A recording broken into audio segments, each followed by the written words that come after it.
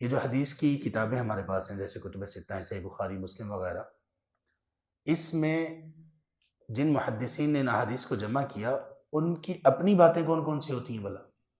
صرف اور صرف ان کی اپنی بات وہ ہوتی ہے جو حدیث سے پہلے وہ ہیڈنگ دیتے ہیں، یا پھر اس حدیث کے بارے میں جو بات وہ بعد میں کرتے ہیں، اس کی سند کے بارے میں یا اس کی کسی لفظ کے معنی کے بارے میں۔ باقی کوئی چیز ان کی اپنی نہیں ہوتی، صرف نقل کر رہے ہوتے ہیں، صرف بتا رہے ہوتے ہیں، نریٹ کر رہے ہوتے ہیں، چین کو چلا رہے ہوتے ہیں آگے۔ تو اس لیے یہ بڑا ہی احمقانہ اور بڑا ہی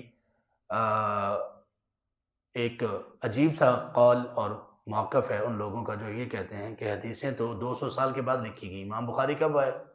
جی 256 ہجری میں وفات ان کی۔ دیکھو یہ تیسری صدی ہجری میں آئے، انہوں نے آ کر حدیث کی کتاب لکھی، تو وہ حدیث کیسے اتھینٹک ہو سکتی ہے؟ اللہ اکبر، بے عقلی ہے نا کہ وہ حدیث کی جو کتاب انہوں نے لکھی وہ ایسا نہیں کہ وہ امام بخاری پیدا ہوئے، جوان ہوئے اور انہوں نے بیٹھ کر لکھنا شروع کر دیا، نہیں، وہ یہ تمام ائمہ نے کیا کیا؟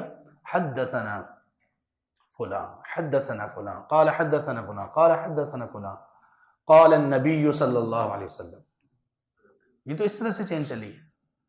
تو جو شخص ایسا کہنے والا ہو، آپ سمجھ لیجئے کہ وہ نادان ہے، بہت ہی زیادہ نادان ہے۔ اس کو بڑے اچھے اور بہترین انداز سے اگر آپ سمجھائیں تو اگر تعصب نہ ہوا تو بڑی جلدی وہ بات کو قبول کرے گا۔ اگر واقعی عقل مند ہوا تو کہے گا ہاں یہ تو ہمیں غلط فہمی میں رکھا گیا، اندھیرے میں رکھا گیا، ہم نے سمجھا امام بخاری چونکہ دوسری صدی ہجری کے آخر میں پیدا ہوئے ہیں، 192 ہجری میں غالباً ان کی ہوئی پیدائش ہوئی اور 256 میں فوت ہوئے ہیں، تو ان کے دور میں ہی ساری احادیث وغیرہ زیادہ مشہور چونکہ ہیں تو لکھی گئی۔ تو جب ان کو حقیقت کا پتہ چلے گا تو عقل مند اور غیر متعصب شخص فوراً مان لے گا۔ ہاں جس کے دل میں تعصب ہوا حدیث کے لیے، اور یا جن کے دل میں تعصب ہوا مولویوں کے لیے، تو وہ کسی نہ کسی ذریعے سے نکالے گا نا۔ تو وہ کچھ لوگ پھر اس ذریعے سے نکالتے ہیں، یہ حدیث کی کوئی وقت نہیں ہے، کوئی اتھینٹسٹی نہیں ہے وغیرہ، نعوذ باللہ من ذلک۔